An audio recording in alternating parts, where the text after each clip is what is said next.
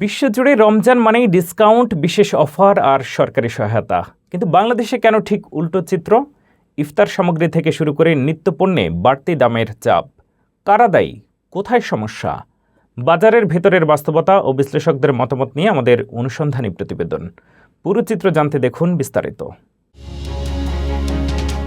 রমজান মাসকে ঘিরে বিশ্বের অনেক দেশে শুরু হয়েছে ছাড় অফারের উৎসব মুখর আয়োজন, কিন্তু সেই সময় বাংলাদেশের চিত্রটা যেন উল্টো। আন্তর্জাতিক বাজারে মূল্য ছাড় ও বিশেষ সহায়তার খবর মিললেও দেশের ভোক্তারা পড়েছেন বাড়তি দামের চাপে। মধ্যপ্রাচ্যের বিভিন্ন দেশে বড় বড় সুপারমার্কেটগুলো রমজান উপলক্ষে খাদ্যপণ্যে আকর্ষণীয় ছাড় দিচ্ছে। সংযুক্ত আরব আমিরাতে নিত্য প্রয়োজনীয় পণ্যে বিশেষ ডিসকাউন্ট ঘোষণা করা হয়েছে।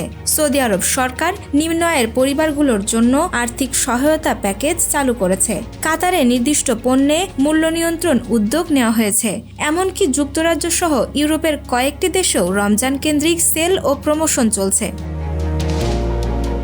অন্যদিকে বাংলাদেশে রমজান শুরুর আগেই নিত্যপণ্যের বাজারে অস্থিরতা দেখা দিয়েছে। রাজধানী ঢাকা সহ বিভিন্ন শহরের বাজারে সবজি, ডাল, ছোলা, চিনি, ভোজ্য তেল ও মুরগির দাম বেড়েছে বলে অভিযোগ করছেন ক্রেতারা। বিশেষ করে ইফতার সামগ্রী হিসেবে ব্যবহৃত লেবু, শসা, বেগুন ও খেজুরের দাম কয়েকদিনের ব্যবধানে উল্লেখযোগ্যভাবে বেড়েছে।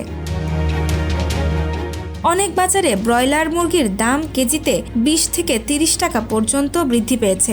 যদিও প্রশাসন বাজার মনিটরিং জোরদারের কথা বলছে, সাধারণ মানুষের মতে বাস্তবে তার প্রভাব খুব একটা দৃশ্যমান নয়।